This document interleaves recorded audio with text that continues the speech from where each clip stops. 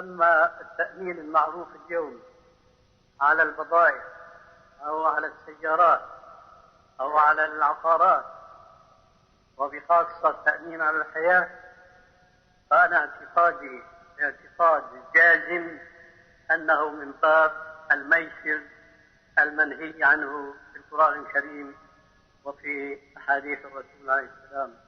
أما القرآن فلا أحد يجهل قول ربنا عز وجل: إنما الخمر والميسر أي القمار، إنما الخمر والميسر والأنصاب، إنما الخمر والميسر والأنصاب نعم والأزلام من عمل الشيطان.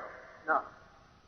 كذلك جاء في الحديث الذي أخرجه الإمام أحمد من حديث عبد الله ابن عمرو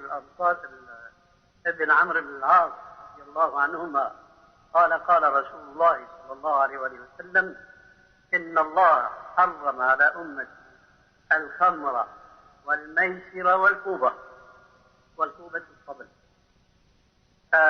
التأمين اليوم بكل أشكاله وأنواعه هو من باب الميسر كاليانصيب تماما الذي ابتليت فيه بعض البلاد الإسلامية، وسمي هذا النوع من القمار بأسماء يقصد بها تغطية أمرها وتثبيت شأنها على الناس بأسماء هي كما قال تعالى: إن هي إلا أسماء سميتموها أنتم وآباؤكم ما أنزل الله بها من سلطان.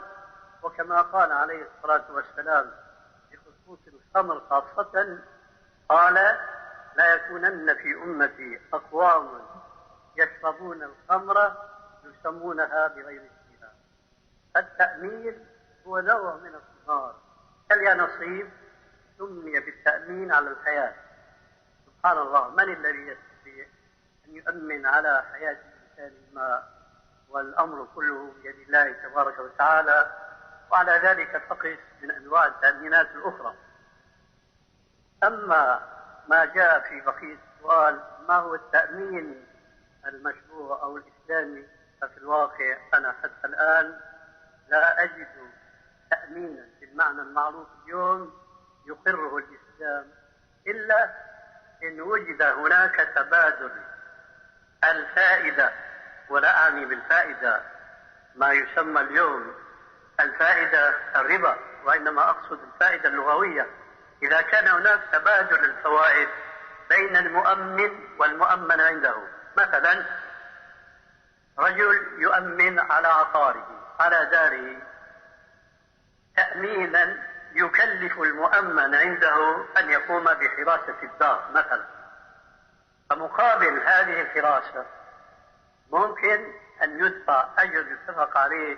هذا أمر جائز لأنه من باب الإيجار والاستئجار.